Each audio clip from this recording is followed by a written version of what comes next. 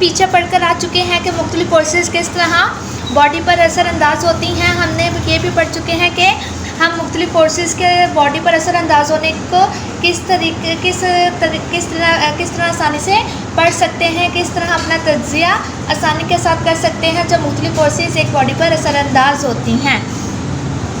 आपने देखा होगा जब एक किताब मेज़ पर रखी है तो वो मेज़ पर ही पड़ी रहती है जब तक हम उसे उठाएं ना, और जब तक हम एक चीज़ हिलती नहीं है जब तक हम उसे फोर्स ना लगाएं, और रुकती भी नहीं है जब तक हम फोर्स ना लगाएं। मिसाल के तौर पर अगर आप एक किताब जो मेज़ पर रखी हुई है उसे आप धक्का देते हैं तो वो चलने लगती है, और जैसे ही आप उसे धक्का देना बंद कर दें, फोर्स लगाना बंद कर दें उसके ऊपर, तो वो रुक जाती है। ऐसा क्यों होता है?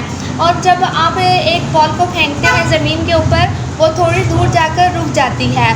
तो ये सब कुछ फ्रिक्शन की वजह से होता है, जो फ्रिक्शन मज़ामत हरकत में मज़ामत पैदा करती है, जिसकी वजह से चीज़ें रुक जाती हैं।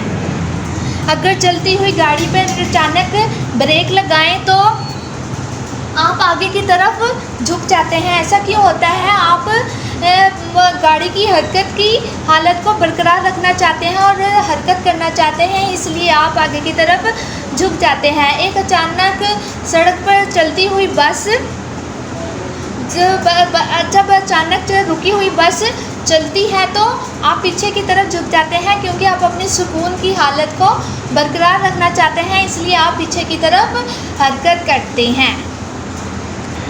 अगर आप किताब वगैरह को, बॉल वगैरह को एक खला में अगर धक्का दें तो क्या वो थोड़ी देर बाद रुक जाएगी? ऐसा नहीं होगा, क्योंकि खला में ना तो कोई फ्रिक्शन है, कोई ना हवा की रेजिस्टेंस है, ना कोई ड्रैग फोर्स है, जिसकी वजह से जो उसके ऊपर असरअंदाज होगी, कोई भी चीज़ उस पर असरअंदाज नहीं होती, वो अपनी यकसा हालत में ही मूव कर रही होती है, यानी रुकती नहीं है, चलती ही रहती है। क्योंकि खला में कोई मज़ामत नहीं होती, इसलिए चीज़ें चलती रहती हैं, कोई चीज़ उन्हें रोक नहीं सकती। इन सब चीज़ों को समझने के लिए हम न्यूटन लॉ ऑफ मोशन का इस्तेमाल करते हैं। तो Newton first law of motion, a body continuous state of rest or of uniform motion in a straight line unless act upon by some external force. तो एक बॉडी अपनी rest की हालत को जारी रखती है और यूनिफॉर्म मोशन को भी इन अ स्ट्रेट लाइन, जब तक उनके ऊपर कोई एक्सटर्नल फोर्स, बैरूनी कुव्वत ना लगा दी जाए। Force is agency which change or tend to change the state of rest or of uniform motion of a body. तो फोर्स एक ऐसी कुव्वत है जो किसी भी डायरेक्शन को चेंज कर देती है, चीज़ों की डायरेक्शन को चेंज कर देती है और सिमत और वेलोसिटी की सिमत को तब्दील कर देती है। तो वो मिसाल के तौर पर अगर मोटरसाइकिल आपने शुरू में आहिस्ता मोटरसाइकिल चलाया, फिर अचानक आपने तेज़ कर दिया, तो इंजन जो है शुरू में फ़ोर्स कम लगाएगा, फिर जब आपने अपनी मोटरसाइकिल की स्पीड बढ़ा दी तो इंजन तेज़ फोर्स लगाएगा कि ताकि बॉडी तेज़ी से मूव करे, और जब इंजन आहिस्ता फोर्स लगाएगा तो बॉडी आहिस्ता से मूव करेगी। तो इस तरह force is agency which change or tend to change the state of rest or of uniform motion of a body. तो ये फोर्स जो है मुख्तलिफ बॉडीज़ की सिमत को भी चेंज कर देती है, यानी हम जब फोर्स लगाते हैं तो उनकी जगह भी तब्दील हो जाती है। जब आप चलती हुई बस में खड़े हुए होते हैं तो जब बस अचानक रुकती है तो आपको धक्का लगता है, आप नीचे गिरने लगते हैं। ऐसा क्यों होता है? ऐसा इनर्शिया की वजह से होता है, क्योंकि आपकी बॉडी चलने की हालत को बॉडी के वो हरकत करना चाहती है, क्योंकि जब बस मूव कर रही होगी तो आप भी चाहेंगे कि हम भी मूव करें और हरकत में ही रहें, हम बस रुके ना, इसलिए क्योंकि जब आप हरकत कर रहे होते हैं तो आपकी बॉडी भी उस हरकत को महसूस कर रही होती है। इसलिए जब आप फोर्स लगाते हैं तो आप पर फोर्स लगती है तो आप नीचे गिरने लगते हैं, क्योंकि आप हरकत की हालत को बरकरार रखना चाहते हैं।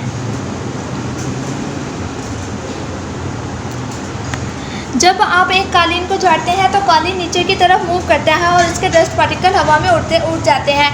ऐसा भी इनर्शिया की वजह से होता है, क्योंकि डस्ट पार्टिकल अपनी साकिन हालत को ही बरकरार रखना चाहते हैं और वो हवा में उड़ जाते हैं और कालीन नीचे की तरफ मूव करता है।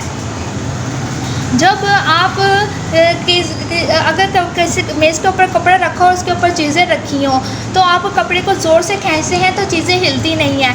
ऐसा भी इनर्शिया की वजह से होता है, क्योंकि वो बर्तन वगैरह जो आपने कपड़े के ऊपर रखे होते हैं वो मज़ामत पैदा करता है, और वो जो एक्शन के ख़िलाफ़ मज़ामत पैदा करता है, इसलिए चीज़ें हिलती नहीं हैं अपनी जगह पर और अपनी साकिन हालत को बरकरार रखती हैं।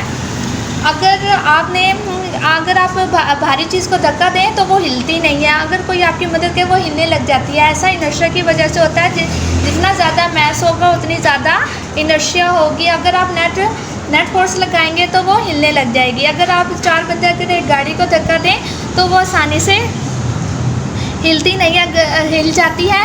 लेकिन अगर आप ट्रक वगैरह एक भारी सामान से भरे हुए ट्रक को धक्का देंगे, लेकिन वो आसानी से हिलता नहीं है, क्योंकि ऐसा भी इनर्शिया की वजह से होता है, क्योंकि ट्रक का मैस ज़्यादा है, इसलिए इसकी इनर्शिया भी ज़्यादा होगी। The property of a body to maintain, inertia क्या है? The property of a body to maintain its state of rest or of uniform motion in straight line is called inertia. तो अपनी स्टेट ऑफ रेस्ट, अपनी हालत को बरकरार रखता है, और यूनिफॉर्म मोशन को भी इन स्ट्रेट लाइन, सीधी लाइन में, तो उसे इनर्शिया कहते हैं।